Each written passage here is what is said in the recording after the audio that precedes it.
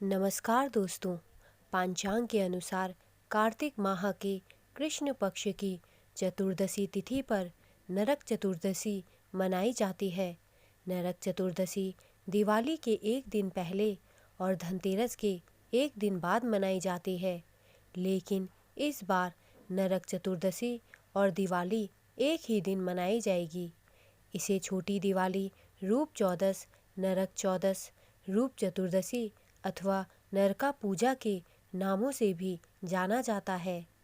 इस दिन मृत्यु के देवता यमराज और भगवान श्री कृष्ण की पूजा का विधान है। रूप चौदस के दिन संध्या के समय दीपक जलाए जाते हैं और चारों ओर रोशनी की जाती है।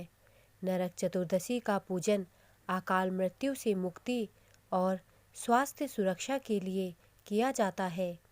एक पौराणिक मान्यता के अनुसार भगवान श्री कृष्ण ने कार्तिक माह को कृष्ण पक्ष की चतुर्दशी के दिन नरकासुर का वध करके देवताओं और ऋषियों को उसके आतंक से मुक्ति दिलाई थी। दोस्तों, पांचांग के अनुसार कार्तिक कृष्ण पक्ष की चतुर्दशी तिथि की शुरुआत 23 अक्टूबर को शाम 6:03 से हो रही है।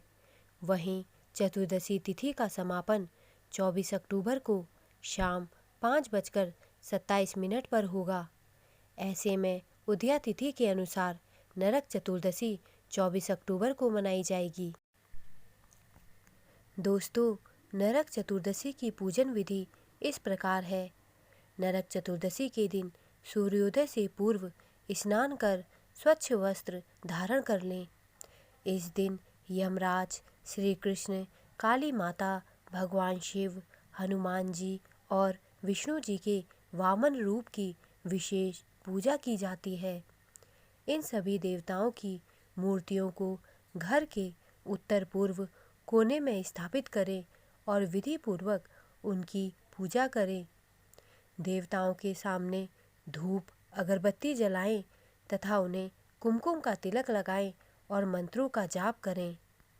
मान्यता है कि नरक चतुर्दशी के दिन यमदेव की पूजा करने से अकाल मृत्यु का भय समाप्त हो जाता है, साथ ही सभी पापों का नाश होता है।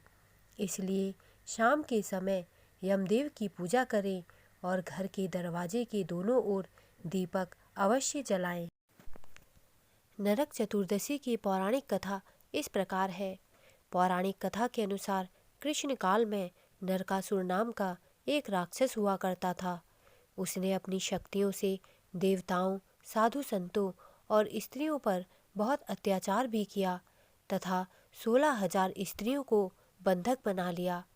सभी देवता भयभीत होकर भगवान श्री कृष्ण के पास पहुँचे और आपबीती बताई, जिसके बाद श्री कृष्ण ने नरकासुर का संहार करने का आश्वासन दिया। क्योंकि नरकासुर को स्त्री के हाथों मरने का श्राप प्रदान था, इसलिए उन्होंने अपनी पत्नी सत्यभामा को नरकासुर के संहार में शामिल कर कार्तिक मास के कृष्ण पक्ष की चतुर्दशी को उसका वध किया और उसकी कैद से 16,000 स्त्रियों को आज़ाद करवाया।